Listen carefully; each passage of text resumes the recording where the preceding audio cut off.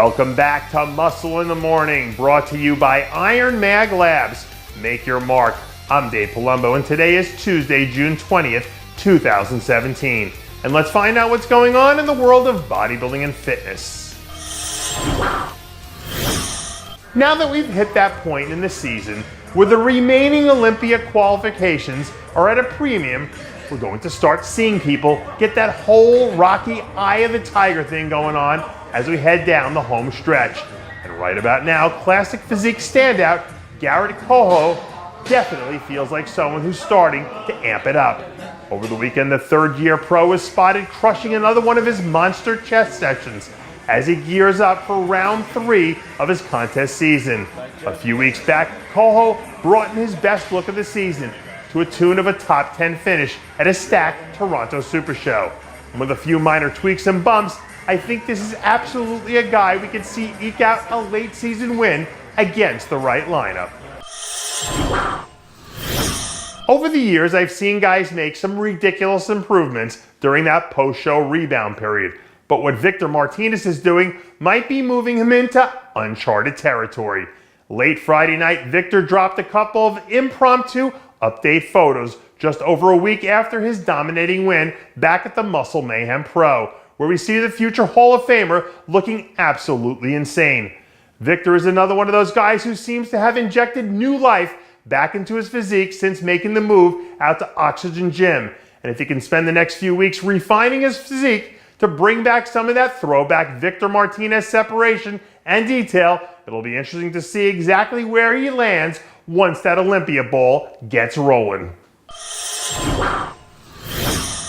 Right now, we're sitting about 2.5 weeks out from kicking things off at this year's Chicago Pro. And it looks like our old friend Jeff Beckham is the latest athlete to throw his hat into the ring for this year's contest.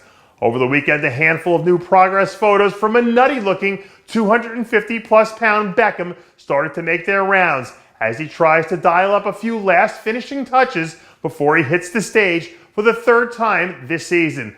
Back at the Toronto Pro, Beckham put together what might have been his best look we've seen from him all season. So, if he can just build on some of that momentum and continue to make incremental improvements, I think he has a legitimate shot to put together back-to-back top 3 finishes for the first time in his IFBB career. Jeff Beckham isn't the only athlete coming to Chicago to make their mark on the Windy City. Soon-to-be rookie sensation Regan Grimes looks like he's ready to unleash a good old-fashioned can of whoop-ass in his own right.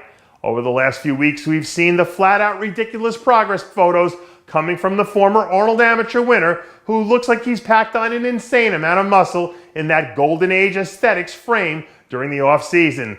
I can't even begin to tell you what sort of muffin pump voodoo that dynamic Grimes-Aceto duo has in store over the next few weeks. All I know is that when this kid hits the stage, you're going to want to be there right front and center because he's about to go out there and put on one hell of a show. Throughout the course of the season, there's been a lot of conversation going on about the women's physique division. But for some inexplicable reason, we really haven't heard much about the second-ranked women's physique competitor on the planet, the incomparable Dani Reardon.